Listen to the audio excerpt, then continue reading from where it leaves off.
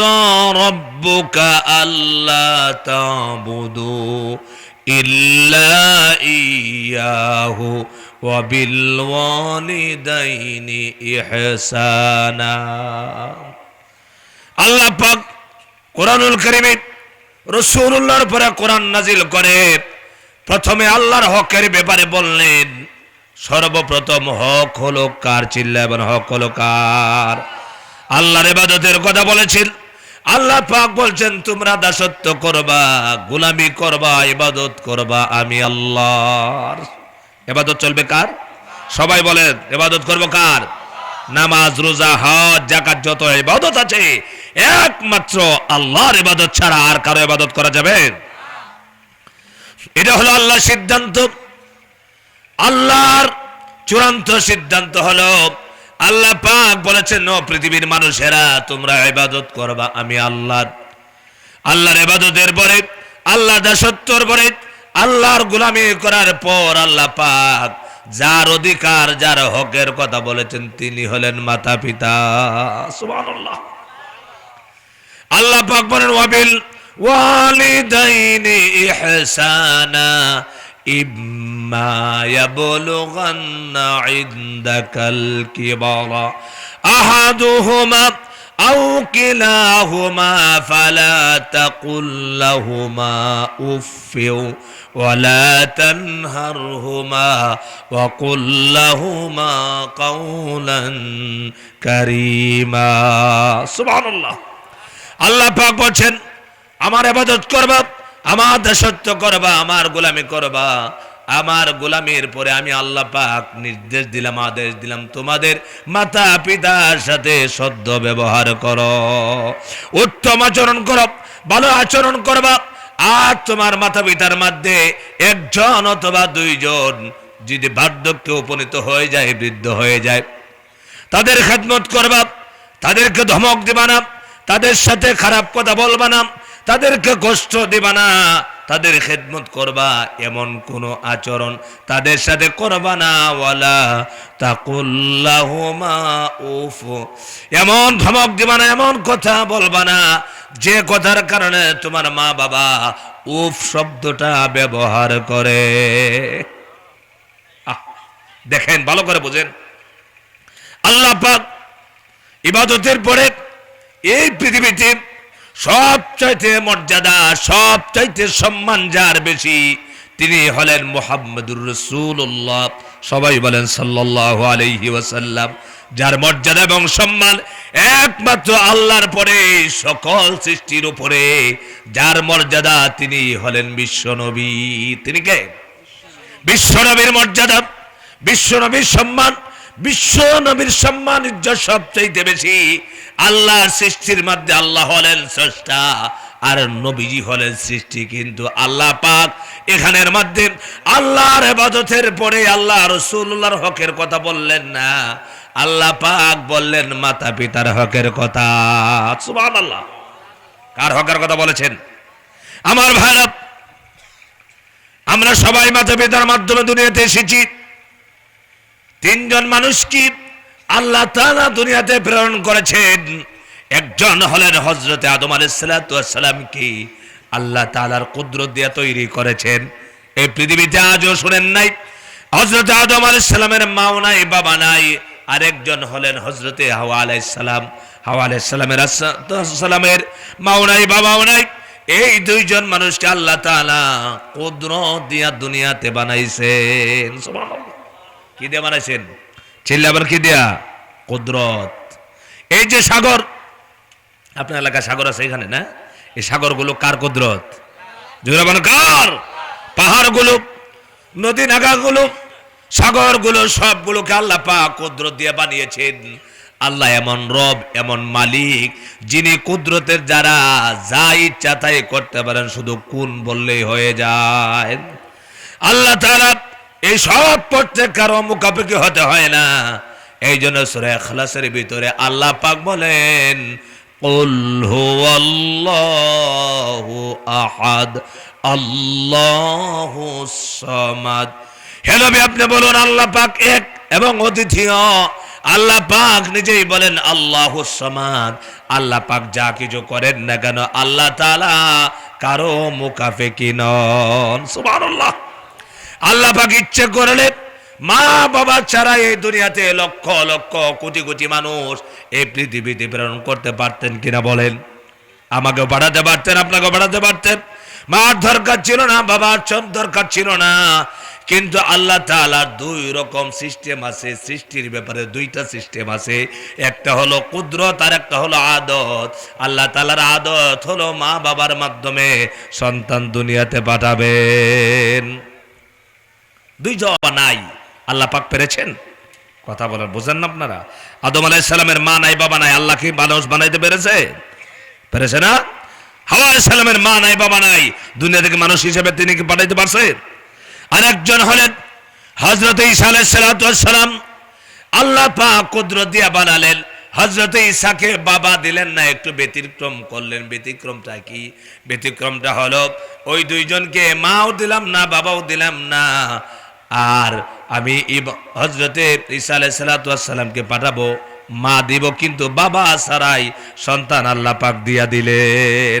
সেই আল্লাহ পাক এখনো আছেন? কথা বলে না সবাই বলেন। সেই আল্লাহ কি এখনো আছেন? সেই মালিক কি আছেন না নয়? সেই আল্লাহর কিতাব হলো কোরআন। ঠিক কি রাখন? সেই আল্লাহর কিতাব কোনটা? কোরআন। আমার ভাইরা, হযরত ঈসা আলাইহিস সালামের মা আছেন, বাবা নাই, কিন্তু বাবা ছাড়াই সন্তান হলো। এছাড়া দুনিয়াতে যত সন্তান আছে, যত মানুষ আছে, সকলের মা বাবা আছে না নাই? আজ কিছুদিন ধরে আমাদের দেশে জেনা বেবিচার আছে। জেনা বেবিচার আছে, বুঝেন আপনারা? এগুলো জেনা হয়, বেবিচার হয়। মাঝে মাঝে দেখবেন রাস্তার পাশে বাচ্চা পড়ে আছে, ছোট ছোট বাচ্চা ফেলে দিয়েছে, ছোট ছোট বাচ্চা পড়ে আছে। আরে আফসোস লাগে, এই বাচ্চার মা বাবার পরিচয় পাওয়া যায় না। তার কারণ হলো একটাই, মা বাবা অবৈধ সম্পর্কের মাধ্যমে জন্ম দিয়েছে। এই জন্য বাচ্চার পরিচয় কেউ দেয় না, কেউ বলতে চায় না এটা আমার বাচ্চা, এটা আমার নাতি, কেউ পরিচয় দেয় না। কিন্তু আমার ভাইরা, বাচ্চা হলো অবৈধ বাচ্চা হওয়ার কারণে রাস্তার পাশে ময়লার স্তূপের মধ্যে ফেলে দিয়েছে। কিন্তু যতই অবৈধ হোক না কেন, বলেন তো দেখি, আসলেই এই বাচ্চার মা বাবা আছে না নাই?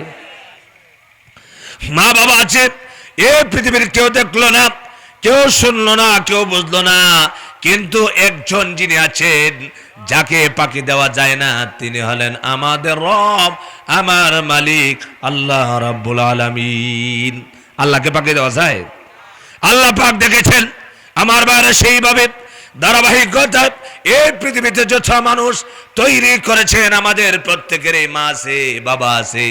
আল্লাহ তাআলা আমাদের মা বাবার সংমিশ্রণের মাধ্যমে দুনিয়াতে আমাদেরকে পাঠিয়েছেন। আল্লাহ তাআলা সব চাইতে আল্লাহর হকের পরে, আল্লাহর ইবাদতের পরে, আল্লাহ দাসত্বর পরে, আল্লাহর গোলামের পরে আল্লাহ পাক বলেন, বান্দারা রে, ও আমার বান্দিরা, আমার হকের পরে নবীজির কথা বললেন না। আল্লাহ পাক বললেন, তোমরা সদ্য ব্যবহার করবা, খেদমত করবা, ভালো আচরণ করবা তোমার মাতা পিতার সাথে। নবীজি বলেছেন, যে সন্তানের মা বাবা তার উপর বেজার হয়, কষ্ট দেয়, মাকে বাবাকে কষ্ট দেয়, এমন সন্তান পৃথিবীতে আছে না নাই? আরো জোরে বলেন, আছে না নাই? আরে গায়ে শক্তি হলো সন্তান। আমরা যখন দুনিয়ার মুখ দেখেছিলাম, আমাদের কোনো শক্তি ছিল না, আমাদের কোনো বাসা ছিল না, আমাদের কোনো ক্ষমতা ছিল না। দুনিয়াতে যখন সন্তান সম্ভবা হয়ে যায়, নারীরা যখন বাচ্চা হবে, স্বামী খুশি হয়ে যায়, মানুষের কাছে বলে, বন্ধু বান্ধবের কাছে বলে বেড়ায়, দোয়া করো আমার বিবির বাচ্চা হবে, দোয়া করো সন্তান দেয়, আল্লাহ যেন ছেলে দেয়, মেয়ে দেয়। দোয়া চাইতে থাকে। দাদা সন্তানের জন্য দোয়া চায়, দাদা নাতির জন্য দোয়া চায়, দাদি দোয়া চায়, সন্তান আসবে, নতুন মেহমান আসবে, সবাই খুশি হয়ে গেলেন, প্রত্যেকেই এক একজনের কাছে দোয়া চাচ্ছেন।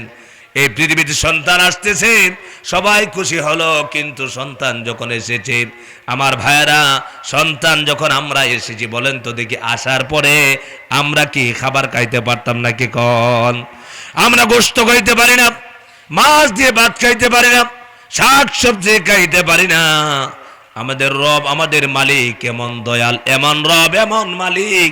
আল্লাহ পাক বলে, বান্দারে দুনিয়াতে যাবি, তুই খাবার দাবার পারবি না, তোর এমন খাবারের দরকার যে খাবার চিবাতে হবে না, কষ্ট হবে না, ঠান্ডাও হবে না, এমন গরম হবে না। আমি আল্লাহ, আমি এমন রব, তোর জন্য তোর মার বুকের মধ্যে আমি খাবার তৈরি করে রেখেছি। আমার ভাইরা, ছোট বাচ্চা এসেছি, এই বাচ্চার কোনো জ্ঞান নাই, কোনো বুদ্ধি নাই, কে চাচা কে দাদা চিনে না, কে নেতা কে প্রধানমন্ত্রী কে মন্ত্রী কাউকে চিনে না। কিন্তু এমন সন্তান দুনিয়াতে আসার পরে সবাইকে না চিনলে একজনকে চিনেন, তিনি হলেন মা। তিনি কে? বাচ্চা কি মাছকে চিনে? কথা বলে না। আরে ভাই, মাত্র সন্তান এসেছে দুনিয়াতে, এই বাচ্চাকে মাকে চিনে কিনা বলেন? চিনে। সুবহানাল্লাহ বলেন। হযরত মুসা আলাইহিস সালাতু ওয়াস সালাম নাম শুনছেন? মুসা আলাইহিস সালাতু ওয়াস সালাম দুনিয়াতে এসেছেন, আপনারা সেই ঘটনা জানেন।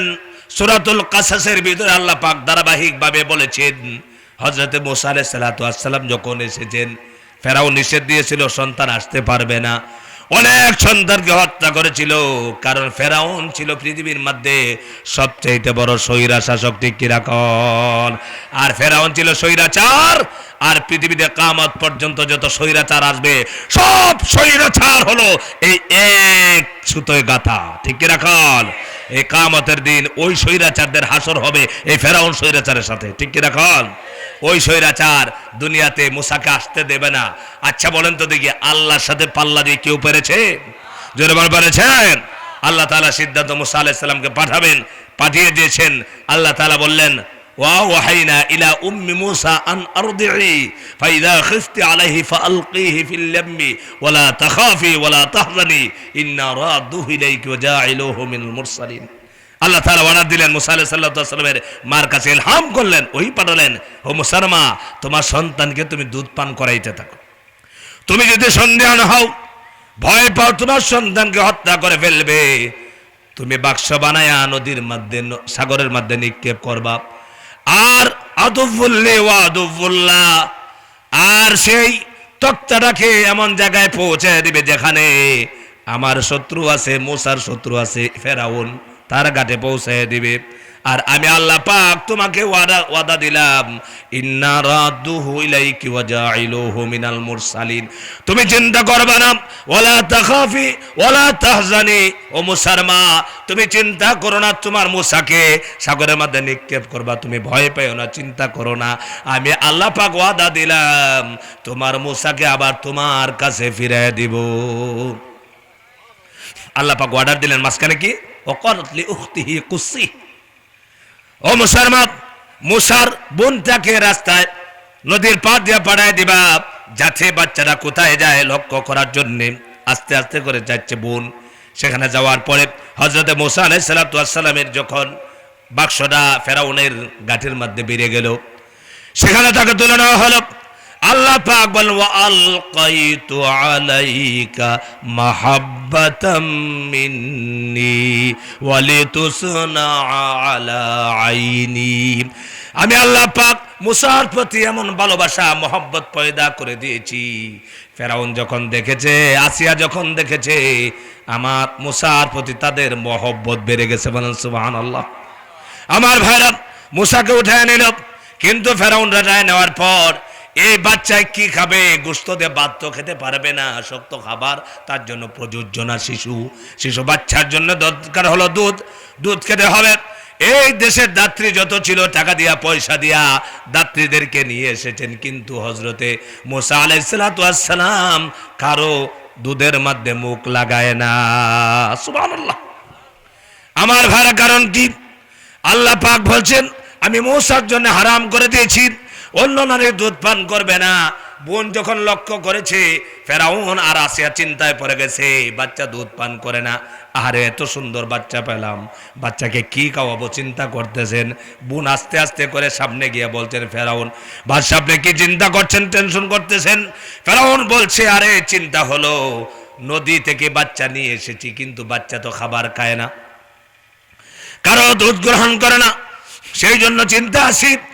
মুসা আলাইহিস সালাতু ওয়াস সালামের বোন বলছে, বাদশাহ আপনি অনুমতি দিলে একটা কথা বলতে চাই। কি কথা বলতে চাও বলো? বোন বলছে আমার কাছে এমন একজন দাত্রী মা আছে যে দাত্রীর দুধ সমস্ত বাচ্চারা পান করে। বলেন সুবহানাল্লাহ। আমার ভাইয়েরা সঙ্গে সঙ্গে বলছে ওই মেয়ে তাড়াতাড়ি যাও, ওই মহিলাকে নিয়ে আসো। মহিলা আসলে হলো মুসা নবীর মা। সুবহানাল্লাহ। আল্লাহ পাক সবচাইতে বড় কৌশলী। দুনিয়ার নাফরমানেরা, দুনিয়ার কাফের বেঈমানেরা মনে করে আমাদের কৌশল মনে হয় কেউ বুঝে না, ঠিক কিনা কন? যা ইচ্ছা তা করতে পারে। 16 বছর পর্যন্ত মানুষের উপরে নির্যাতন করে, অত্যাচার করে, জুলুম করে, কোরআনের পক্ষগুলোকে হত্যা করে। এই দেশ থেকে কোরআনের রাজনীতি, কোরআন বন্ধ করতে চায়। আল্লাহ পাক বলেন তোরা আমার কৌশল বুঝোস না। আমি যখন সিদ্ধান্ত নেব 5 আগস্টে 10 মিনিটের ভিতরে আমি সাফ করে ফাটাই দিব। ঠিক কিনা কন? এই কৌশল কার? কথা বলে না কার? আল্লাহ তাআলা ইন্না বাতশা রাব্বিকা লাশাদীদ। ফেরাউন এবার মায়ের খবরে পাঠাইলেন কাকে? বোনকে। বোন দৌড়ে গেছে বাড়িতে, গিয়া মুসা আলাইহিস সালাতু ওয়াস সালামের মাকে বলছে মা গো ব্যবস্থা হয়েছে, তোমার সন্তান তো শত্রুর বাড়িতে আছে। কার বাড়িতে আছে বলেন? শত্রুর বাড়ি। হযরতে মুসা আলাইহিস সালাতু ওয়াস সালাম আল্লাহ পাক দেখায় দিলেন আমি যদি চাই শত্রুর ঘরের মধ্যেও শত্রুকে লালন পালন করতে পারি। আল্লাহ ইচ্ছা করলে আর কার বাড়িতে পাঠাইতে পারতেন না? কথা বল না কেন? আল্লাহ দেখায় দিলেন তুই আমাকে চাস না, আমার মুসা আসার জন্য বাধা দিয়েছিস, অসংখ্য বাচ্চাদেরকে হত্যা করেছিস, কিন্তু আমি অন্য মানুষের ঘরে তার মার কাছে লালন পালন করাবো না। আমি তোর ঘাট ধরে তোকে দিয়ে আমার নবীকে লালন পালন করাবো। হযরত মুসা আলাইহিস সালাতু ওয়াস সালাম আছেন। বোন গিয়া যখন মাকে বলছে, মা দৌড়ে আসতেছে। মাও তো চিন্তাও করতেছিল আহারে আমার সন্তান কোথায় গেল, কি হলো। যখন বোন গিয়া বলছে মা গো ব্যবস্থা হয়েছে, বাদশা আমাকে পাঠাইছে, তাড়াতাড়ি চলো সন্তানকে দুধ খাওয়ানোর জন্য, তোমার সন্তানকে দুধ খাওয়াবা। হযরত মুসা আলাইহিস সালাতু ওয়াস সালামের মা যখন গেলেন, যাওয়ার সঙ্গে সঙ্গে এই বাচ্চা কাউকে চিনল না। হযরত মুসা আলাইহিস সালাতু ওয়াস সালামকে যখন মায়ের কোলের মধ্যে দেওয়া হলো, দুনিয়ার কাউকে চিনল না, কিন্তু মাকে মুসা আলাইহিস সালাতু ওয়াস সালাম ভুলে যায় নাই। সুবহানাল্লাহ। যখন লাগাইছে মুখে, সঙ্গে সঙ্গে চপ চপ করে দুধ পান করতেছিল। এবার ফেরাউন মহা খুশি হয়ে গেছে, হযরতে আসিয়াও খুশি হলেন।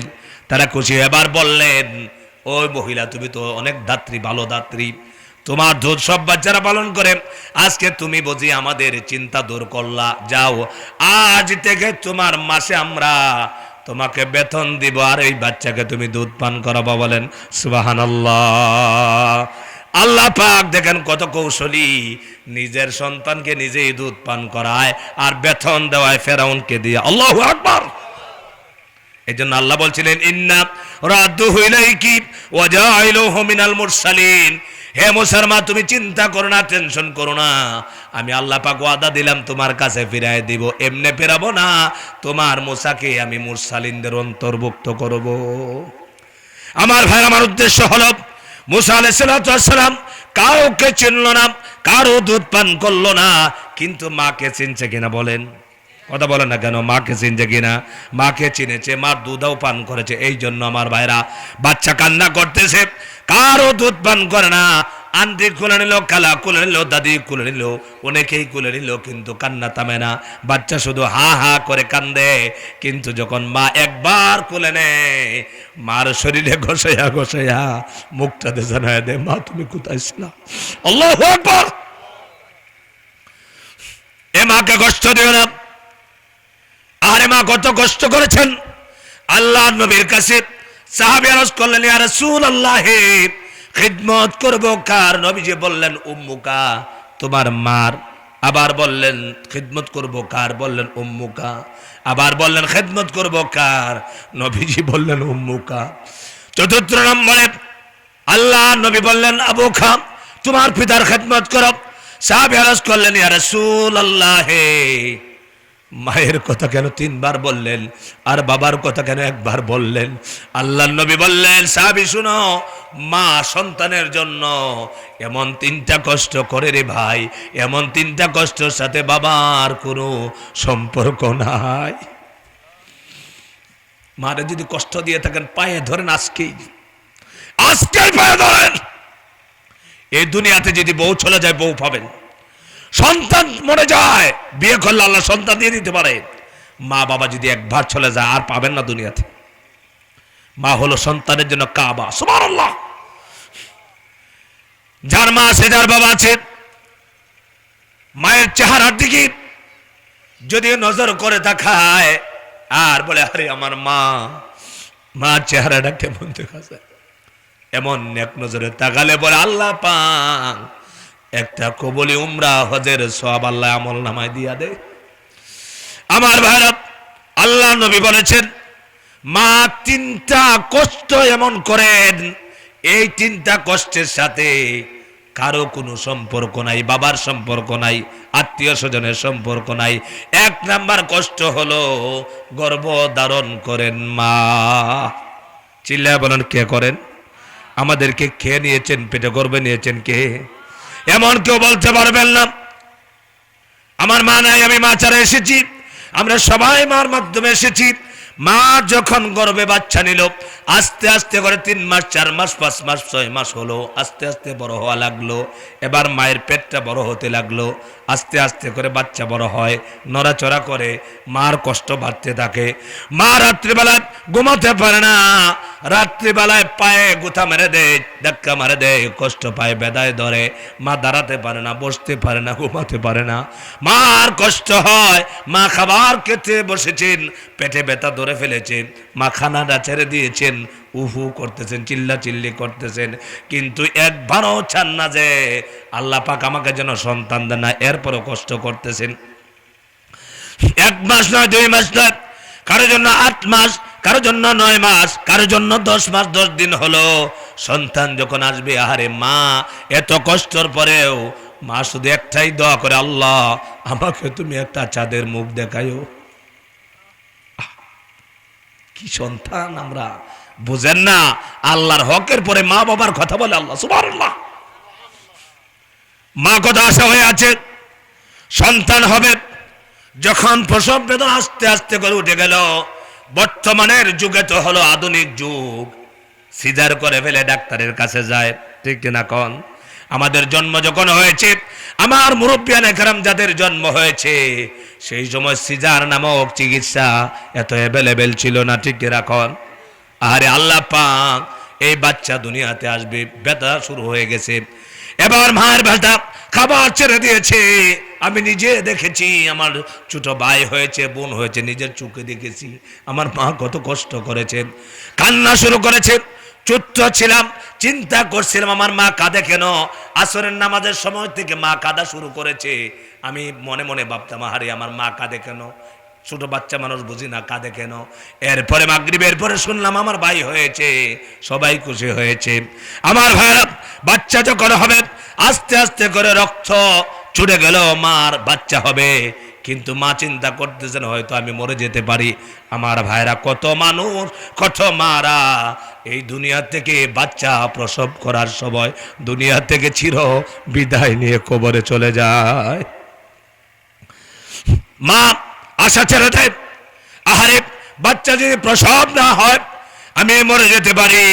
স্বামীকে ডাক দিয়া নেয়া, স্বামীর কাছে মাপ চায়, ক্ষমা চায়, আত্মীয় স্বজনের কাছে ক্ষমা চায়, শ্বশুর শাশুড়ির কাছে ক্ষমা চায়, ননদ শাশুড়ি সকলের কাছে ক্ষমা চায়, আর বলতে থাকে তোমরা মাফ করে দিও, ক্ষমা করে দিও, আমি যদি মরে যাই আমাকে ক্ষমা করে দিও।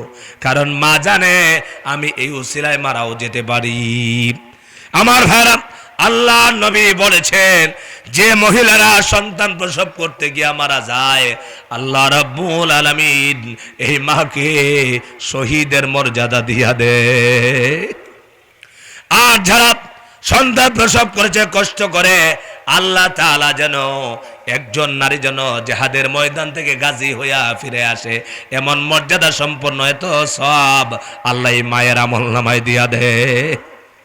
আমার ভাইরা, সন্তান ভূমিষ্ঠ হল, রক্ত মা গাধা মুরগির মতো ছটফট করতেছে, চতুর্দিকে রক্ত রক্ত, রক্ত দেও খেলতেছে, রক্ত আর রক্ত।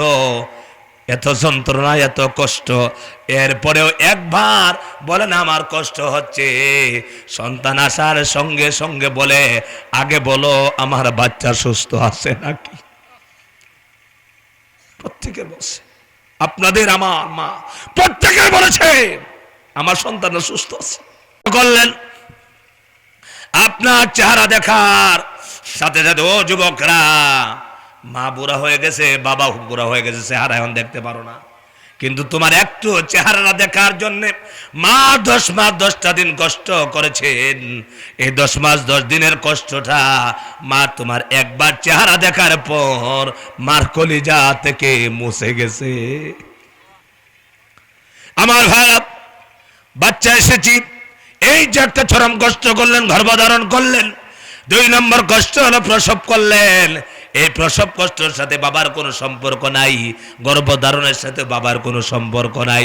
3 নম্বর কষ্ট হলো দুনিয়াতে আসছি, খাবারের ব্যবস্থা আমার আন্টি করতে পারেন, আমার শ্বশুর করলো না, আমার শাশুড়ি করলো না, বাবা করলো না, গ্রামের কেউ করলো না, আমার খাবারের ব্যবস্থা করলেন আল্লাহ পাক মায়ের বুকের মধ্যে। বলেন সুবহানাল্লাহ।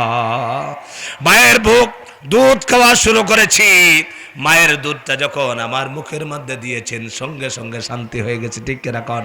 1 দিন নয়, 2 দিন নয়, 2টা বছর পর্যন্ত মা শরীর সিবায়া সিবায়া দুধ আমাকে খাওয়াইছেন। আমার ভাইরা, এই কষ্টগুলো 3টা কষ্ট মা এমন ভাবে করেছেন। আল্লাহ তাআলা আমাদের মায়ের বুকের মধ্যে আমাদের জন্য খাবার রেখে দিয়েছেন, আমরা সেই খাবারকে বড় হয়েছি। এই জন্য কবি বলেছেন, যখন তোমার কেউ ছিল না তখন ছিলাম আমি, এখন তোমার বউ হয়েছে পর হয়েছি আমি। কথা বলে না? আপনাদের এলাকায় মানে এগুলো রোগ নাই? আছে? আহা, আমি ঢাকায় জুমার নামাজ পড়াই, অনেক মানুষ, অনেক শ্রমিকরা বিভিন্ন জায়গার কল ফ্যাক্টরিতে চাকরি করে, তো তারা অনেক মুরব্বীরা মাঝে মাঝে আসে মসজিদে নামাজ পড়তে। নামাজের পরে চুপ করে বসে থাকতে বহুত মুরব্বীকে দেখেছি। আমার ভাইয়েরা, আল্লাহ পাক বলছেন তোমাদের মা এবং বাবা 2 জন অথবা 1 জন যদি বৃদ্ধ হয়ে যায়, তোমরা যদি হায়াতে পাও, বৃদ্ধ হয়ে গেছে, তোমার মার এমন খেদমত করো, তুমি মাকে বাবাকে ধমক দিও না। আমার ভাইয়েরা, একজন মা একজন বাবা যখন 50, 40, 50, 60, 70 বছর বয়স হয়ে যায়, বাবার কিন্তু ইনকামের আর কোনো শক্তি থাকে না। থাকে নাকি গণ? এখানে যারা 60 বছর 70 বছর আছেন, আপনাদের কিন্তু কাজ করার কোনো ক্ষমতা নাই। আপনাদেরকে যদি সরকার, আপনারা বলেন আমরা 5,000 টাকা মাসে সরকারি চাকরি করতে চাই, সরকার আপনাকে চাকরিও দিবে না। ঠিক কিনা কন? এবার আপনি ইনকাম করেন, যত টাকা আছে পয়সা আছে সব আছে আপনার হাতে। মুরব্বী বাবা বিকালবেলা ওই যে সাম্বল বাজারে গেছে বিকালবেলা, আসলে মুরব্বীর তো ইনকাম নাই, বাবার তো ইনকাম নাই।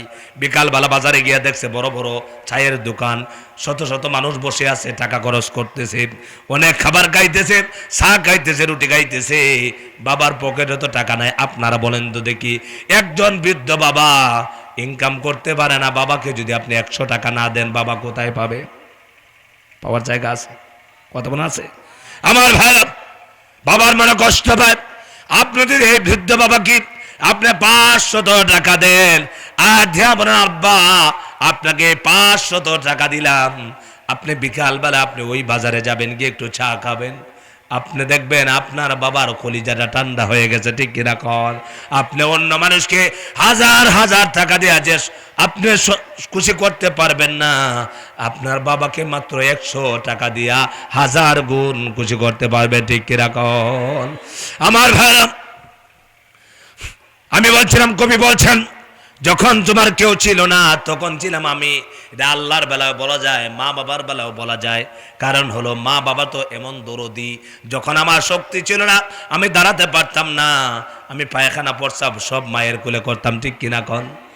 আমরা যারা মা দুনিয়াতে, আমরা মায়ের মাধ্যমে প্রত্যেকে এসেছি, আমরা মায়ের কোলের মধ্যে প্রস্রাব করেছি, পায়খানা করেছি। ঠান্ডা রাত, একদিনও তো মা বিরক্ত হলেন না? হয়েছেন নাকি কন? একদিনও তো মা বিরক্ত হইয়া আমাকে ইটা দিয়া জমিনে ফেলে দেয় নাই, আর বলে নাই দুষ্ট বাচ্চা আমার কোলে তুই কেন প্রস্রাব করস, কেন পায়খানা করস? আমি নিজের চোখে দেখেছি, আমার মার কথা বলছি, আমি নিজ সাক্ষী। আমার মায়ের কোলের মধ্যে আমার ভাইকে নিয়ে খানা খাইতে বসেছে, কোলের মধ্যে নিয়ে খানা খাইতে বসেছে, বাচ্চা আছে, হঠাৎ করে শোনা যায় পায়খানা করতেছে। আমার ভাইরা, হায়রে মা, কেমন মা! মায় দেখবেন বাচ্চার পায়খানা হাত দিয়া সাফ করে। আপনারা এখানে যদি একটা মানুষ পায়খানা করে আর যদি আপনাকে বলা হয় 2000 টাকা দিব রাস্তা থেকে পায়খানা হাত দিয়ে সাফ করবে, মা এমন দরদি, এমন দরদি মা, আপনি পায়খানা করেছেন, মা একবারও কষ্ট করে না, একবারও মার ঘৃণা হয় না, মা হাত দিয়ে আপনার পায়খানা পরিষ্কার করে।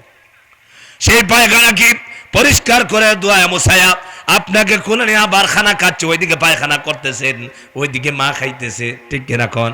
এইভাবেই মা যত্ন করেছেন, আমরা প্রত্যেকের মাই কষ্ট করেছে, ঠিক কিনা কন? আমার ভাইরা, সেই জন্য বলা হয়েছে আমাদের যখন কেউ ছিল না, আমাদের শ্বশুর ছিল না, বউ ছিল না, শাশুড়ি ছিল না, আত্মীয় স্বজন ছিল না, শালা ছিল না, শালি ছিল না, বন্ধু বান্ধব কেউ ছিল না, একমাত্র আল্লাহ আর মা বাবা ছাড়া আমার দরদি কেউ ছিল না। তখন ঠিক মা বাবাকেই চিনতাম, কিন্তু যখন বড় হলাম, বিয়ে করলাম, শাদী হলাম, গায়ে আল্লাহ পাক শক্তি দিয়েছেন, ক্ষমতা দিয়েছেন, বুদ্ধি দিয়েছেন, বিবেক বিবেচনা দিয়েছেন, এখন আমরা বড় হওয়ার পর আমরা মাতা পিতাকে ভুলে গেছি। আরে জিজ্ঞেস করছি, ভাই আপনি ওই বাসায় ফ্ল্যাট নিয়ে থাকেন, আপনার মা কোথায় থাকে? বলে আমার মা থাকে বাড়িতে। সেই সন্তান কুলাঙ্গার সন্তান, যে সন্তানের তার সন্তানের জন্য রুম একটা রাখতে পারে, যে সন্তানের জন্য তার পিবি বাচ্চাকে নিয়ে সুখে শান্তিতে থাকার জন্য ফ্ল্যাট বাসা নিয়ে থাকতে পারে, মায়ের জন্য একটা রুম সে ভাড়া রাখতে পারে না। কথা কন না কেন? এমন মানুষ আছে না নাই? আমার ভাইরা, কত মানুষ আছে মা বাবা যখন বৃদ্ধ হয়, আমার দেশে বৃদ্ধখানা আছে, বৃদ্ধাশ্রম আছে, আর যে মা বাবার খেদমত করে জান্নাত অর্জন করার কথা। আল্লাহ নবী বলেছেন, মা বাবা তোমার জন্য জান্নাত, আর মা বাবাই হলো তোমার জন্য জাহান্নাম। মা বাবা যদি বেজার হয়, মা বাবার মনে কষ্ট যদি দিয়ে থাকো, আল্লাহর হস্তে মাপ চাও, ক্ষমা চাও। কারণ হলো মাপ যদি, ক্ষমা যদি না চাও, তাহলে মা বাবা যদি একবার কষ্ট নেওয়া যায়, মার কলিজায় কষ্ট দিয়ে তুমি যত নামাজি হও, যত ইসলামের আন্দোলন করো, আর মাওলানা সাহেব হও, হাজী সাহেব হও, হাফেজ সাহেব হও, তোমার কপালে কিন্তু জান্নাত নসিব হবে না। আমার ভাইরা, এজন্য আল্লাহ নবী বললেন, চিন্তা কষ্ট, মা এত কষ্ট করেছেন, এই মায়ের কষ্টের সাথে বাবার কোনো সম্পর্ক নাই। এই জন্য আল্লাহ নবী বলেন, মার হক হলো 3 গুণ, আর বাবা জন্ম দিয়েছেন, লালন পালন করেছেন, সেই জন্য মার হক রাসূলুল্লাহ বলেছেন 1 গুণ। সম্মানিত ভাইরা, আল্লাহ নবীর কাছে আপনারা শুনেছেন, আমাদের কোরআনের পাখিগত সুললিত কণ্ঠে বলেছেন হযরত আবু হুরায়রা রাদিয়াল্লাহু তাআলা আনহুর কথা। নবীজির অত্যন্ত জলিলুল কদর সাহাবী হযরত আবু হুরায়রার মা ছিলেন কাফের। রাসূলুল্লাহর দরবারে যাওয়ার কারণে আবু হুরায়রার মা সহ্য করতে পারেন না, বরদাস্ত করতে পারেন না। আল্লাহ নবীর খেদমত থেকে হযরত আবু হুরায়রা যখন ঘরে এসেছেন, মা রাগান্বিত হয়েছেন, কষ্ট পেয়েছেন। জিজ্ঞাসা করলেন, আবু হুরায়রা তুমি কোথায় গেছিলা? আবু হুরায়রা বললেন, বিশ্ব নবীর দরবারে। মা অত্যন্ত পিটাইছেন, রক্তাক্ত করে ফেলেছেন, এমন মার মেরেছেন। নবীজির কাছে গিয়ে আবু হুরায়রা বলছেন, ইয়া রাসূলুল্লাহ, এই দেখেন আমার মা আমাকে এত মেরেছে, আমাকে রক্তাক্ত করে ফেলেছে। আল্লাহ নবী বললেন, আবু হুরায়রা রে, তোমার মার ব্যাপারে নালিশ পেশ করছো নাকি, বিচার দিচ্ছ নাকি? তোমার মায়ের বিচার আমি নবী করতে পারবো না। আমার নবীজির সামনে হযরত আবু হুরায়রা রাদিয়াল্লাহু তাআলা আনহু বলছেন, ইয়া রাসূলুল্লাহ, আমি জানি গো নবীজি আপনি বিচার করবেন না, বিচারের জন্য বলিনি, কিন্তু আমার মনের আকাঙ্ক্ষা হলো আপনি নবীজি আমার মায়ের জন্য একটু দোয়া করেন, আল্লাহ পাক হয়তো আমার মাকে হেদায়েত দিয়া দিবেন। নবীজি দোয়া করতেছেন, হযরত আবু হুরায়রার মায়ের জন্য আল্লাহর দরবারে হেদায়েতের দোয়া করতেছিলেন। হযরত আবু হুরায়রা দৌড়তেছে বাড়ির দিকে। সাহাবীরা জিজ্ঞাসা করলেন, আবু হুরায়রা তুমি দৌড়াও কেন? দৌড়াও, কি হয়েছে? হযরত আবু হুরায়রা বলেন, আমি এই জন্য দৌড়াইতেছি, আমার মায়ের হেদায়েতের জন্য আমার নবীজি দোয়া করেছেন। আমি দেখতে চাই আমি বাড়িতে আগে পৌঁছে যাই না আমার রাসূলের দোয়া আমার বাড়িতে আগে পৌঁছে যায়। আল্লাহর নবী তো আগে পৌঁছে গেছে। হযরত আবু হুরায়রা নবীজির বাড়ি থেকে যাওয়ার আগে হযরত আবু হুরায়রার মা প্রস্তুত হয়ে আছে, ওযু গোসল করে রেডি হয়ে আছে। সন্তান যখন যাবে কালেমা পড়ে মুসলমান হয়ে যাবে। হযরত আবু হুরায়রা যখন বাড়িতে গেছে, যাওয়ার পরে জড়ায়া ধরছে আর বলছে, বাবা রে, অন্যায় করেছি, ভুল করেছি, ত্রুটি করেছি, তোমাকে পিটাইছি, তুমি তো কোনো খারাপ কাজ করো নাই, খারাপ লোকের সান্নিধ্য গ্রহণ করো নাই, আর দেরি করতে চাই না, আমাকে নিয়ে চলো বিশ্ব নবীর দরবারে। আল্লাহু আকবার। আমার ভাইরা, হযরত আবু হুরায়রার মাকে নিয়ে চললেন বিশ্ব নবীর দরবারে। নবীজি সাল্লাল্লাহু আলাইহি ওয়াসাল্লাম হযরত আবু হুরায়রার মাকে কালেমা পড়া দিলেন, তিনি মুসলমান হয়ে গেলেন। বলেন সুবহানাল্লাহ। নবীজির কাছে সাহাবী আরজ করলেন, ইয়া রাসূলুল্লাহ, আমার মা, আমার বাবা, আমার মা যদি আমার উপর জুলুম করে তাহলে কি হবে? একবার নয়, দুইবার নয়, তিনবার আল্লাহর নবীকে বলছেন, নবীজি আমার মা যদি আমার উপরে জুলুম করে, আমার মা বাবা আমার উপরে যদি জুলুম করে, আমার মা বাবা যদি আমার উপরে জুলুম করে, নবীজি বললেন, তোমার মা বাবা যদি তোমাকে অত্যাচার করে, জুলুম করে, এরপরে তোমার মা বাবার বিচার তুমি করতে পারবা না। আর আমরা কি করি? আয়সা বাড়িতে এসে আয়সা দেখে বউয়ের মুখ, আমাদের এলাকায় বলে আন্দায় বেজার, জিজ্ঞেস করে, কি প্রাণের বউ, মুখ বেজার কেন? বলে, বইল না, ও বুড়া ব্যাঠির যন্ত্রণায় আর ভালো লাগে না। এগুলো বলে, জানেন না তো? ঢাকা শহরে আপনাদের চট্টগ্রামে এক ঘটনা ঘটছিল না, 1 বছর আগে না 2 বছর আগে, বুড়া বাবাকে মেরে ফেলেছে। কি ভাই, চট্টগ্রামে না? ওই যে বুঝতে পারে না বিবেক, কি বলছিল একটা মহিলা, কাকে মারছিল, শ্বশুর না শাশুড়ি? শ্বশুরকে মেরে ফেলেছে। আমার ভাইরা, ইসলামের আদেশ আছে, ইব্রাহিম আলাইহিস আমাদের জাতির পিতা। আমাদের জাতির পিতা কে? কথা বলে না, এই কয়েকজনে বলছে, আর বাকিরা বঙ্গবন্ধু, ঠিক না? কত জাতির পিতা লয়ে কত মারামারি। জাতির পিতা ইব্রাহিম আলাইহিস সালাম, ঠিক কিনা বলেন? জাতির পিতা কে? চিল্লা বলে, জাতির পিতা কে? ইব্রাহিম আলাইহিস সালাম। ইব্রাহিম আলাইহিস সালাম ইসমাইল আলাইহিস সালামকে দেখতে গেছে, অনেক লম্বা ঘটনা, বলবো না। ইসমাইল আলাইহিস সালামকে দেখতে গেছেন, বউ আছেন ঘরে, ইসমাইল ঘরে নাই। জিজ্ঞাসা করছেন, বাড়িতে কে আসো? ইসমাইল বলছে, ইসমাইল বাড়িতে নাই। গেল, তোমরা দিন পাত কেমন যাচ্ছে? সে মোটামুটি কোনো মতে। ইব্রাহিম আলাইহিস সালাম নবী বুঝতে পারছেন এই বউ আসলে খাঁটি বউ না। কথা বুঝতে পেরেছেন? কি বলে আসছেন জানেন? ঘরের চৌকাট পাল্টাই দিও। অর্ডার দিলেন বাবা। ইসমাইল আলাইহিস সালাম বাড়িতে আসছেন, বাবার নসিহত বুঝে ফেলেছে। আমরা কি করি? আমরা মা বাবাকে বউয়ের কথায় ঘর থেকে বের করে দিই। কথা বল না কেন? এই দেশে এমন নজির আছে, মাকে জায়গা দিছে গরুর ঘরে আর নিজে বিল্ডিং এ থাকে। ফেসবুক যারা চালান দেখেন কি অবস্থা, কেমন সন্তান, কোলাঙ্গার সন্তান। অথচ আমার ভাইরা, আপনার ভুয়ের কারণে অনার্থক হবে না। যদি যুক্তিযুক্ত ভাবে আসলে যদি কোনো অপরাধ থাকে আর মা বাবা যদি নারাজ হয় আর আপনাকে অর্ডার দেয়, এই বউ এমন খারাপ, এই বউকে নিয়ে তোমার দুনিয়া এবং আখেরাত ধ্বংস হয়ে যাবে। আল্লাহ ওয়ালা ফরহেজগার নেকি যদি নেককার স্ত্রী না হয় আর যদি এরকম বদমেজাজি হয়, এমন খারাপ হয়, তাহলে মা বাবা যদি নারাজ থাকে, কষ্ট পায়, মা বাবার অনুমতি ক্রমে বিবিকে ছেড়ে দেওয়া যায়। কিন্তু স্ত্রীকে খুশি করার জন্য, বউকে খুশি করার জন্য কখনো মা বাবাকে আলাদা করে দেওয়া যায় না। ঠিক না আমার ভাইরা? সেই জন্য আল্লাহ তাআলা বলছেন, তোমরা মাতা পিতার খেদমত করো, আমার ইবাদতের পরে মা বাবার খেদমত করবা।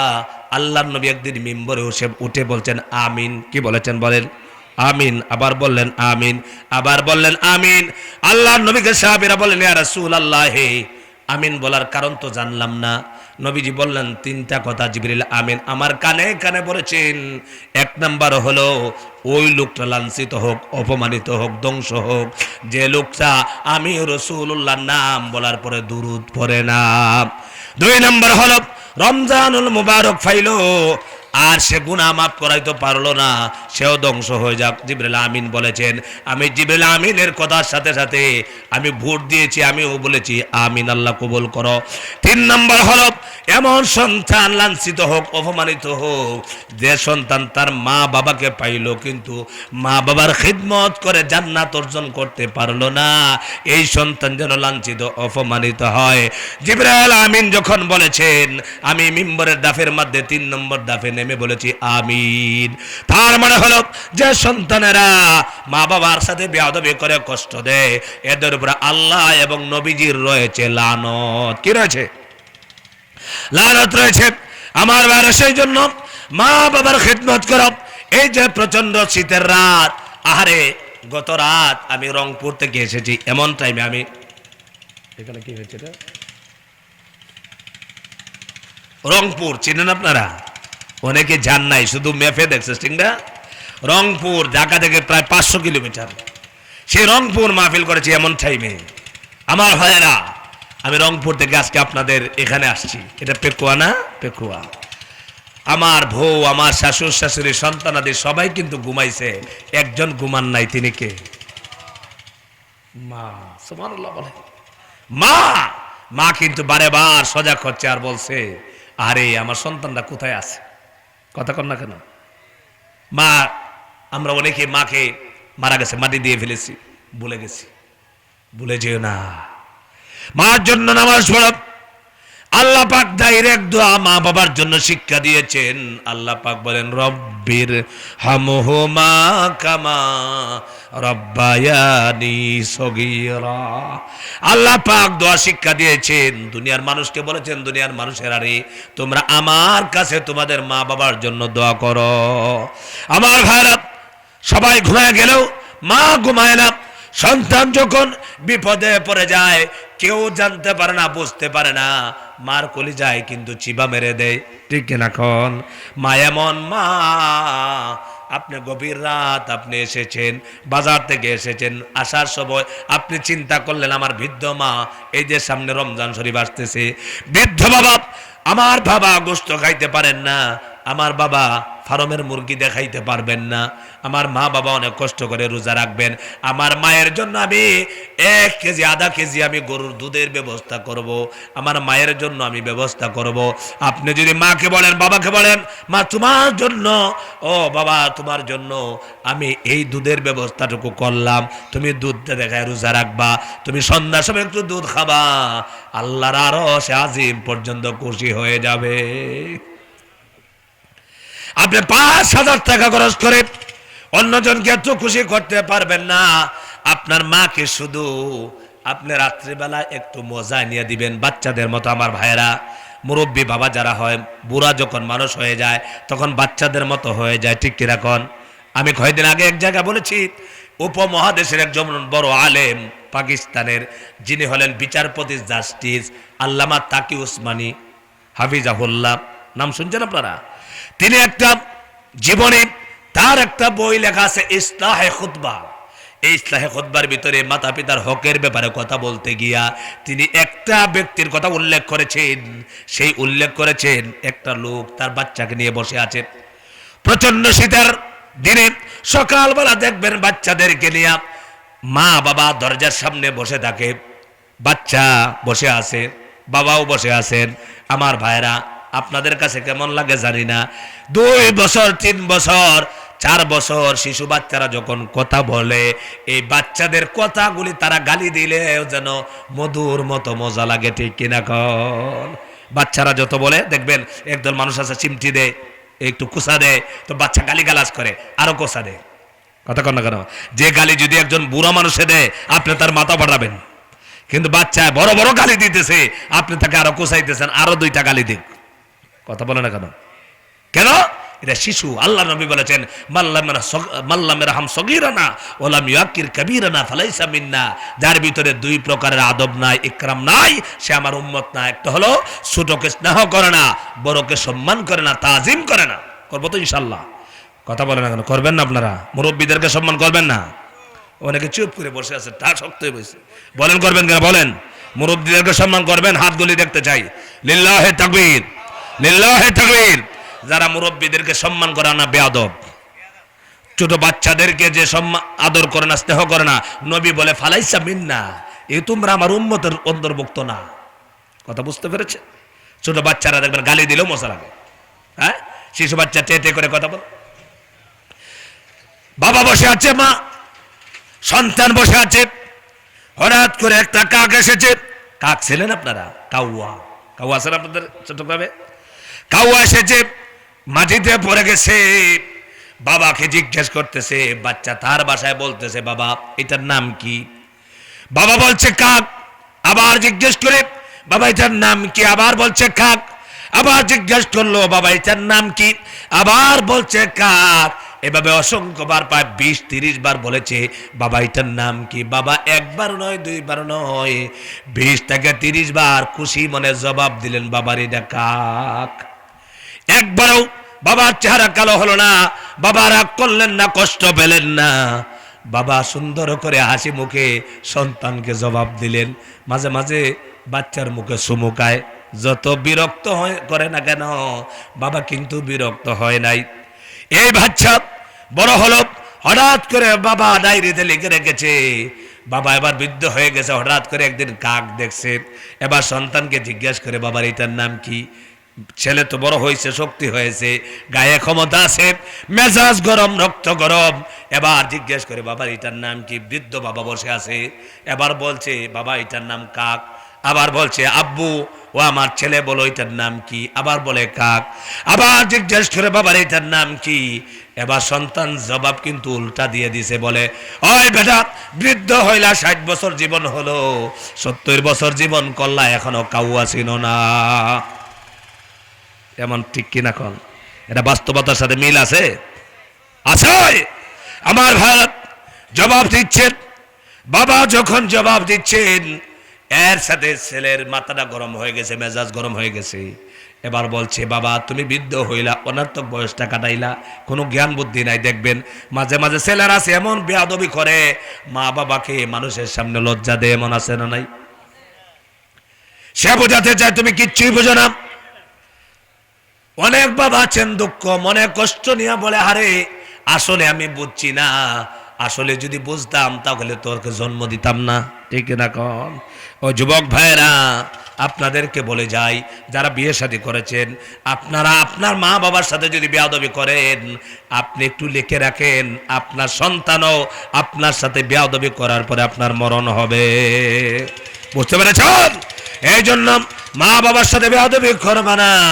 এবার বাবা ডায়েরি বের করে বললেন, বাবারে তুমি যখন শিশু ছিলা, এই দেখো কতবার আমি জবাব দিয়েছিলাম, একবারও তোমার কথার কারণে আমি বিরক্ত হই নাই, কিন্তু আজকে আমি বুড়া হয়ে গেছি, বৃদ্ধ হয়ে গেছি, এই জন্য 3 বার জিজ্ঞেস করার সাথে সাথে তোমার মেজাজ গরম হয়ে গেছে। মেজাজ গরম করবা না। এই জন্য আমার ভাইরা, আমরা সবাই মা বাবার জন্য দোয়া করার দরকার আছে না নাই?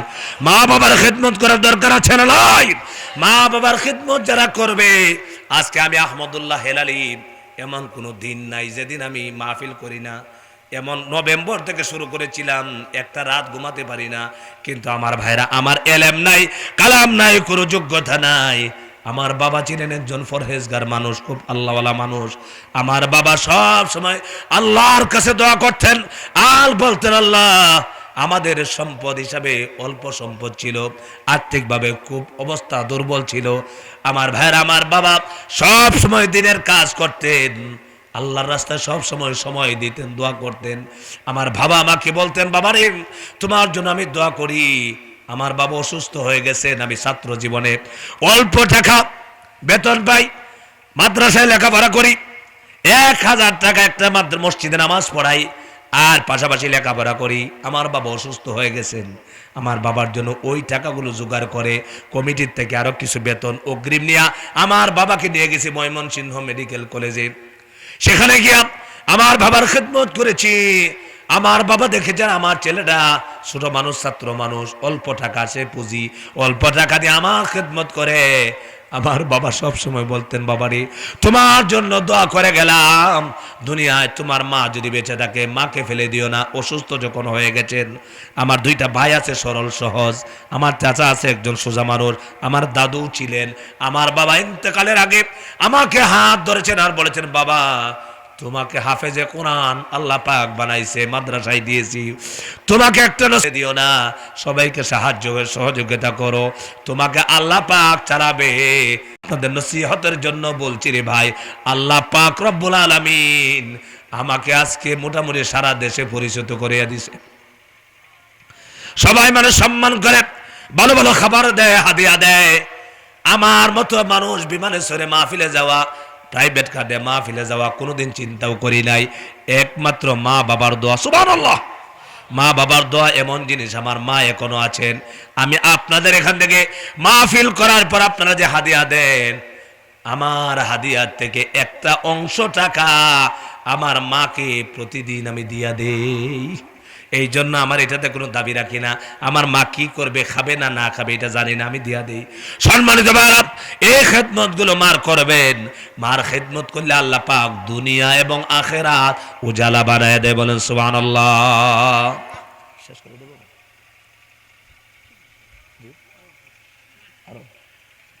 যে মাইক নিয়ে আসছে। সম্মানিত ভাইরা, আল্লাহ পাক আমাদের মাতা পিতার খেদমত করার তৌফিক দেন। সবাই বলেন আমিন। আমি একটা ঘটনা আপনাদেরকে শুনে শেষ করবো ইনশাআল্লাহ। সবাই বলেন ইনশাআল্লাহ। শুনতে চান? কোরআনুল কারীমের মধ্যে প্রথম সূরা ফাতিহা, এরপরে সূরা বাকারা। বাকারা অর্থ কি? গাবি গরু, এটা শুনছেন আপনারা? সেই ঘটনা আপনাদেরকে শুনে শেষ করব। বনি ইসরাইলের ঘটনা, ঠিক না? বনি ইসরাইলের নবী মুসা আলাইহিস সালাতু ওয়াস সালামের সময় একটি ঘটনা ছিল। সেই ঘটনা কি? একজন ব্যক্তি ছিল, তার নাম ছিল আবিল। তার ছিল একটা কন্যা সন্তান। মা বাবার খেদমত করলে পরে আল্লাহ পাক কি দিয়ে দিবেন, ওইটা থেকে শিক্ষা গ্রহণ করা যাবে। সংক্ষেপে আমি বলে শেষ করব। বনি ইসরাইল নবী হযরত মুসা আলাইহিস সালাতু ওয়াস সালামের সময় তার ভাতিজা তার মেয়ে থেকে বিয়ে করলে সম্পদের মালিক হবে ধনী লোকটা, কিন্তু অপেক্ষা সহ্য হচ্ছে না, কখন চাচা মারা যাবে, বিয়ে করবে আর সম্পদের মালিক হবে। হঠাৎ করে চাচাকে হত্যা করলো, রাতের আধারে হত্যা করে এই লাশটাকে পাশের গ্রামে এক লোকের বাড়ির সামনে ফেলে দিয়ে আসছে। সকালবেলা ভাতিজা গিয়া এই গ্রামের উপরে হামলা চালাচ্ছে আর বলছে, আমার চাচাকে তোমরা হত্যা করেছো। বিনা দোষে দোষী বানায়া দুই গ্রামের মানুষেরা সংঘর্ষে লিপ্ত হওয়ার জন্য উপক্রম হলো। যখন মারামারি হবে, হাঙ্গামা হবে, সেই সময় একদল মানুষ বললেন, তোমরা মারামারি করার দরকার নাই, এই লোকটাকে কে হত্যা করেছে আপনারা বলেন। দুনিয়ার কোনো মানুষ না জানলেও কে জানে? আর জোরে বলেন, কে জানেন? এই দেশে কত হত্যা হলো, ইলিয়াস আলীকে গুম করা হলো, ঠিক কিনা কোন? এই দেশে কত মানুষকে গুম করা হলো, খুন করলো। যারা খুন করলো তারা মনে করেছে এই দেশের মানুষ জানে না, জামাত বিএনপি জানে না, কিন্তু আল্লাহ রাব্বুল আলামিন জানেন কিনা বলেন? আমার ভাইরা, হত্যাকারী নাম উদ্ঘাটন করার জন্য একদল মানুষ বলল, তোমরা মারামারি করো না, বর্তমান নবী আছেন হযরত মুসা কালিমুল্লাহ, হযরত মুসার কাছে যাও, গিয়া বলো, মুসা তুমি আল্লাহর কাছে জেনে নাও এই বাচ্চা এই লোকটাকে কে হত্যা করেছে। সবাই গেলেন, গিয়া বললেন, মুসা ক্বালু উদউ লানা রাব্বাকা মা হিয়া, ও মুসা তোমার রবের কাছে তুমি জিজ্ঞাসা করো তোমার রবকে, এই যে লোকটাকে কে হত্যা করছে। আমার ভাইরা, আল্লাহ পাক অর্ডার দিলেন, সোজাসুজি একটা অর্ডার দিয়া দিলেন। কি অর্ডার দিলেন? ইন্নাল্লাহা ইয়া'মুরুকুম আন তাযবাহু বাকারা। হযরত মুসা আলাইহিস সালাতু ওয়াস সালাম কি আল্লাহ পাক অর্ডার দিলেন, ওই কওমের লোকদেরকে বলো তারা যেন একটা গরু জবে করে। আর গরু জবে করে গরুর একটা অংশ মুফাসসিরিন ইকরাম কেউ কেউ লিখেছেন লেজ অথবা কোনো অংশ একটা মৃত ব্যক্তির শরীরের মধ্যে টাচ করতে লাগাতে দেরি হবে, কিন্তু মৃত ব্যক্তি জিন্দা হইয়া হত্যাকারীর নাম বলতে দেরি করবে না। বলেন সুবহানাল্লাহ। আল্লাহ পাক পারবেন এটা? কথা কন না পারেন? আমার ভাইরা, এবার মুসা আলাইহিস সালাতু ওয়াস সালামের কওমের লোকেরা ছিল বড় ঘাড় তেরা। বলে ইসরায়েল মানুষ কি ঘাড় তেরা। ওরা তাওরাত কিতাব যখন আসছে বলে না এটা আল্লাহ বলে নাই, তারা বলে আমরা আল্লাহর কথা ডাইরেক্ট শুনতে হবে। এরপরে মুসা আলাইহিস সালাম অনেকজনকে নিয়ে পাহাড়ে গেলেন, ডাইরেক্ট শোনার পরে বলেন না আসলে আল্লাহ বলছেন অন্য কেউ বলছে। চিল্লাবেন নাউজুবিল্লাহ। এটা অবিশ্বাসী ছিল। তারা বলছে মুসা আমাদের সাথে টাট্য করছো নাকি, বিদ্রোহ করছো নাকি? মুসা আলাইহিস সালাতু ওয়াস সালাম বলেন ক্বালা ইন্নাল্লাহা ইয়া'মুরুকুম আন তাযবাহু বাকারা ক্বালু আতাত্তাখিযুনা হুজওয়া ক্বালা আউযু বিল্লাহি আন আকুনা মিনাল জাহিলিন। আমার ভাইরা হযরতে মুসা আলাইহিস সালাতু ওয়াস সালামকে বলছে মুসা এই মৃত ব্যক্তির সাথে গরুর কি সম্পর্ক রয়েছে? আমার ভাইরা আল্লাহ তাআলার কুদরত হিকমত। মুসা আলাইহিস সালাতু ওয়াস সালাম যখন বললেন, এবার তারা জিজ্ঞাসা করে এ মুসা বুঝলাম গরু জবাহ করার কথা বলেছে, কিন্তু গরুর বয়স কেমন হবে, গরুর রং কেমন হবে, এই রকম গুণাবলী বর্ণনা শুরু করেছে। আল্লাহ পাক বললেন এমন গরু জবাহ করতে হবে যেই গরুর ভিতরে থাকবে 3টা গুণ। সুবহানাল্লাহ। কয়টা গুণ থাকবে? 3টা। 1 নাম্বার গুণ, এই গরু দিয়ে জীবনে কোনোদিন হাল চাষ করা হয় নাই। কি হয় নাই? গরু দিয়ে মানুষ কি করে? আপনারা কি করেন? হাল চাষ করা হয় নাই, জমিনে চাষাবাদ করা হয় নাই। 2 নাম্বার গুণ হলো এই গরুর বয়স বেশিও হতে পারবে না, কমও হতে পারবে না, মাঝারি বয়সের গাভী লাগবে, মাঝারি বয়সের গরু লাগবে। 3 নাম্বার গুণ হলো এই গরুর হবে পিঠ বর্ণের সোনালী কালার, হলুদ কালারের গরু হবে। এই গরুটাকে দেখলেই পরে মানুষ আকর্ষণ করবে, মহব্বত করবে। বলেন সুবহানাল্লাহ। 3টা বর্ণনা যখন দিলেন এই কওমের লোকেরা এবার 3টা গুণের গরু পায় না, খুঁজতেছে সারা দেশে। চট্টগ্রাম দেখলো, ঢাকা দেখলো, আমার ভাইয়েরা ময়মনসিংহ দেখলো, কিশোরগঞ্জ দেখলো, কিন্তু গরু হলে দেখা যায় সুন্দর আছে ঠিক, কিন্তু হলুদ হয় না। গরু কম বয়সী ঠিক, কিন্তু বয়স বেশি, হাল চাষ করে ফেলেছে, তার মানে হলো 3টা গুণ নাই। এমন অবস্থায় আমার ভাইরা একটা সন্তান ছিল নেককার, মায়ের খেদমত করে নেওয়ালা একজন সন্তান। আমার ভাইরা এই সন্তান একজন মানুষ ছিল আল্লাহওয়ালা, পরহেজগার, মুত্তাকিন। তার কোনো সন্তান ছিল না, মাত্র একটি সন্তান ছিল, একটি বাচ্চা। একটি বাচ্চা শিশু অবস্থায় বাবা মারা যাবে। মারা যাওয়ার আগে মাকে বলছে ও আমার স্ত্রী, আমার সন্তান যখন বড় হবে আমার সন্তানের সম্পদ বলতে কিছু রেখে যেতে পারলাম না। এই যে গাভীর বাচ্চারা আছে ওই বাচ্চাটাকে আমি জঙ্গলে নিয়ে বনে নিয়ে ছেড়ে দিলাম, আল্লাহর উপরে হাওলা করলাম। আর যখন আমার সন্তান বড় হবে এই সন্তানকে বলবা তোমার বাবা তোমার জন্য কোনো সম্পদ ব্যাংক ব্যালেন্স কিছুই রেখে যায় নাই, ওই জঙ্গলের ভিতরে তোমার জন্য একটা আমানত রেখে গেছেন, একটা গরু। বলেন সুবহানাল্লাহ। বাবা তার সন্তানের জন্য এই গরুর বাচ্চাটাকে নিয়ে পাহাড়ের জঙ্গলে গেলেন। জঙ্গলে গিয়া জঙ্গলের মধ্যে ছেড়ে দিলেন। আর আল্লাহ রাব্বুল আলামিনের কাছে দোয়া করলেন আর বলেন আল্লাহ পাক আমার এতিম সন্তানটা তার জন্য কোনো সম্পদ রেখে যাইতে পারি নাই, সে যখন বড় হবে সে যদি জঙ্গলে আসে, আসার পর যখন তোমার কাছে গরুটা চাইবে, আল্লাহ রাব্বুল আলামিন আমার এতিম সন্তানটাকে তুমি গরুটা ফিরাই দিও। সুবহানাল্লাহ। আমার ভাইরা গরু জঙ্গলে থাকতে পারে না, কারণ হলো সেখানে বাঘ আছে, ভাল্লুক আছে, সিংহ আছে, তাদের কাজ হলো গরু খেয়ে ফেলা। কিন্তু আল্লাহ পাক যাকে হেফাজত করতেছেন সেই গরুকে কেউ খাবে না।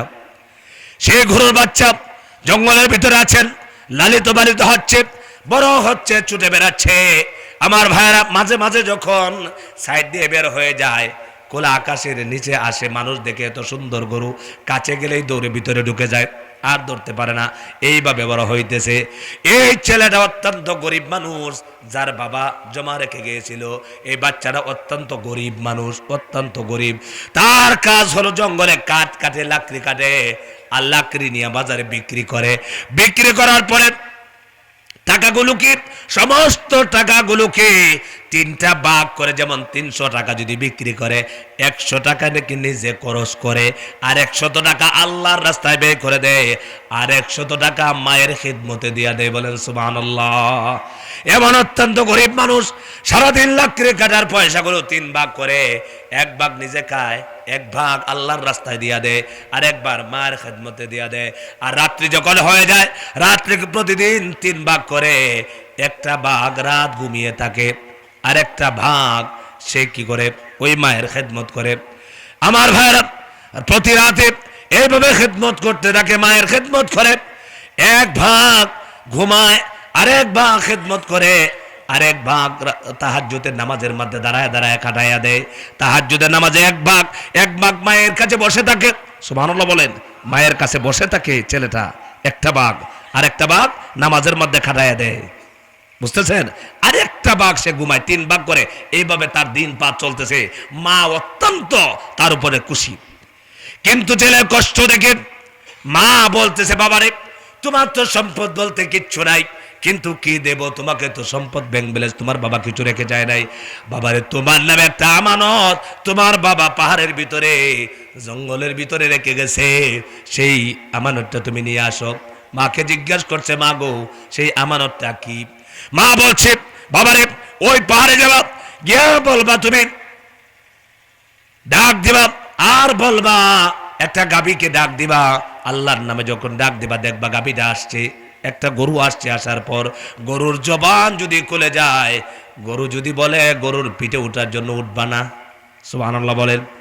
আমার ভাইরা সন্তান গেছে, জঙ্গলের কাছে যাওয়ার পর গরু কাছে এসে পড়েছে, আল্লাহর কাছে দোয়া করেছেন, সঙ্গে সঙ্গে কাছে এসেছে গরু আসার পরে এত সুন্দর গরু। এই গরুর ভিতরে 3টা গুণ আছে, বলেন সুবহানাল্লাহ। কয়টা গুণ আছে? মুসা আলাইহিস সালামকে আল্লাহ কয়টা গুণের কথা বলছিলেন? 3টা গুণ। একটা হলো বয়স কমও না বেশিও না, আর একটা হলো হাল চাষ করা হয় নাই, আর একটা হলো পিত বর্ণের সোনালী কালার হলুদ বর্ণের হবে। 3টা গুণ আছে। গরু যখন বের হয়ে এসেছে, গরুটাকে ধরেছে, অন্য মানুষ ধরতে পারে না, এবার তার কাছে ধরা দিয়ে ফেলেছে। আসল মালিক এসেছে, মালিকের কাছে গরু ধরা দিয়ে ফেলেছে। এবার গরুর জবান খুলে গেছে। আল্লাহ পাক ইচ্ছে করলে পশু পাখির দ্বারা কথা বলাতে পারেন কিনা বলেন। এবার গরুর জবান খুলে গেছে, গরুর জবান দিয়ে বলছে, ও ছেলে, মা বাবার খেদমত করে নেওয়ালা ছেলে, মায়ের খেদমত করে নেওয়ালা ছেলে, তুমি আমার পিঠে উঠে পড়ো, অতি সহজে বাড়িতে পৌঁছাইয়া দেব। আমার পিঠের উপর উঠো। মা কি বলছিল মনে আছে? মা বলছিল, বাবা রে তুমি কখনো গরুর উপরে উঠবা না। আপনার এলাকায় গুড়া আছে, কিন্তু গুড়ার উপরে উঠা যায়, কিন্তু গরুর উপরে উঠা যায় না, ঠিক কিনা কন? আমার ভাইরা, গরু যখন এই কথা বলেছে, সঙ্গে সঙ্গে ছেলে বলছে, ও গরু শুনো, আমি আসার সময় আমার মা আমাকে নিষেধ করেছে, আমি যেন তোমার পিঠের মধ্যে সোয়ার না হই। এবার গরু বলছে, এরে ছেলে শুনো, তুমি যদি এই নাফরমানি করতা, মা বাবার কথাকে লঙ্ঘন করতা, মায়ের কথা না শুনতা, তাহলে তোমার কথা কখনো শুনতাম না। তুমি যদি আমার পিঠে উঠতা, আমি তোমাকে ফেলে জঙ্গলে চলে যেতাম। এবার চলো বাবারে, চলো, ওই ছেলে তুমি চলো, তোমার সাথে যেতেছি। গরু যাইতেছে বাড়িতে। গরু বাড়িতে নিয়ে গেলেন। মার কাছে গিয়া বললেন, মা গো এই গরু আমি কি করব? মা বলছে, বাবা এই গরু নিয়ে তুমি বাজারে যাও, বিক্রি করে দাও, তোমার তো টাকা পয়সার দরকার, তুমি বাজারে গরু নিয়ে যাও। গরু বাজারে নিয়ে গেছেন। যাওয়ার পর মা বলছে, মাকে জিজ্ঞেস করলো, মা আমার গরুর টাকা কত দাম হাঁকাবো? মা বলছেন 3 দিরহাম। কত দিরহাম? 3 দিরহাম তুমি দাম হাঁকাবা, কিন্তু একটা শর্ত হলো, পূর্ণাঙ্গ সিদ্ধান্ত দেওয়ার আগে, বিক্রি করে দেওয়ার আগে আমাকে আবার জিজ্ঞেস করতে হবে। সুবহানাল্লাহ বলেন। আমার ভাইরা গরু বাজারে নিয়ে গেছে। যাওয়ার পর একজন ক্রেতা এসেছেন, এসে জিজ্ঞেস করলেন, বাবা এই গরুর দাম কত? ছেলে বলছে 3 দিরহাম। বলছে ঠিক আছে, নিতে রাজি। এবার শর্ত দিয়া দিছে, আমি পূর্ণাঙ্গ তোমার হাতে গরু উঠা দেওয়ার আগে আমার মা বলেছেন, আমার মাকে আবার জিজ্ঞেস করতে হবে। এবার এই লোকটা বলছে, বাবারে মাকে জিজ্ঞেস করার দরকার নাই, তোমার 3 দিরহাম, 3 টাকা তুমি দাম হাঁকাইছো, আমি তোমাকে 6 দিরহাম দিয়া দিব, ডাবল দিয়া দিব। এরপরে তোমার মাকে জিজ্ঞাসা করার দরকার নাই। সন্তান বলছে, মুসাফির শোনো, 6 দিরহাম নয়, আমাকে যদি তুমি 12 দিরহামও দাও, এরপরে মাকে জিজ্ঞাসা না করে আমি গরু বিক্রি করব না। ওই পেকর ভাইরা, রাগ করবেন, আপনাদেরকে বললে রাগ করবেন। চট্টগ্রামে গেছেন চাকরি করার জন্য। আমার ভারী ময়মনসিংহ কিশোরগঞ্জে বহুত ছেলের ঢাকা এসেছে। ছেলে একটু সুঠাম দেহের অধিকারী, সুন্দর দেখা যায়। মাইয়া একটার সাথে করছে লাইন, হয় কিনা কন? আপনারা মাইয়া বোঝেন? কি বলেন? মেয়ে বুঝেন, মেয়ের সাথে সম্পর্ক করে না, সম্পর্ক করে সুন্দরী মেয়ে দেখে ছেলে পাগল হয়ে গেছে, বাবাকে খবর দেয় না বিয়ের জন্য, বলে আগে বিয়েটা করে নেই। কথা কয় না কেন? আগে বিয়ে করে ফেলে, আগে বিয়ে করে বাবাকে খবর দেয়, মাকে খবর দেয় আমরা বিয়ে করে ফেলেছি, মেয়েও বিয়ে করে ফেলে। কথা কন না কেন? মা বাবা সারা বিয়ে করে ফেলে, অথচ এই ছেলে বলছে আমার গরুটাকে ডাবল টাকা দিলেও পরে আমার মার অনুমতির ব্যতিক্রমে বিক্রি করব না। বলেন সুবহানাল্লাহ। আবার গেছে গিয়ে বলছে মা গো, ওই একজন মানুষ এসেছে, এসে দাম বলেছে 6 দিরহাম বলেছে, দিলাম না, এখন বলো তো দেখি কত দাম হাঁকাবো। মা বলছে বাবারে এখন দাম হাঁকাবা 12 দিরহাম, ডাবল করে ফেলবা, এরপরে বলবা যে মাকে জিজ্ঞেস করতে হবে। আবার যখন এই শর্ত করেছে, আবার এই লোকটা বলতেছে না না না, তুমি জিজ্ঞেস করার দরকার নাই, জিজ্ঞেস করতে হবে না, আমাকে দিয়া দাও, নিয়ে যাবো, ডাবল করে দিব। সন্তান বলছে যদি দুনিয়ার সমস্ত টাকাও দাও, আমার মার কথা অমান্য করে আমি বিক্রি করব না। বলেন সুবহানাল্লাহ। মাও ছিলেন একবার ফরহেজগার মুত্তাকিন। আমার ভাইরা, আমাদের মা বাবার জন্য ওয়াজ করতে হতো না, আমাদের অনেকেরই মা বাবার চরিত্রও কিন্তু খারাপ আছে। কথা বলে না কেন? আরে ভাই বহুত ভাইয়ের আছে নামাজ পড়ে না, কথা বলে না কেন? আপনি নিজেই নামাজ পড়েন না, সন্তান নামাজি হবে? আপনি নিজেই যদি হারাম খান, সুদ খান, ঘুষ খান, তাহলে আপনার সন্তান কি ভালো হবে? তো এইটার জন্য দোষ কার? মা বাবার দোষ আছে না? কথা বলে না কেন? বাবার দোষ না আছে না? মাকে আল্লাহ তাআলা মানুষ সৃষ্টির ফরমা বানায় দিছে। মা যদি পর্দাশালী হয়, নামাজি হয়, ফরহেজগার মুত্তাকিন হয়, এই মায়ের পেট থেকে আল্লাহর ওলির জন্ম হয়।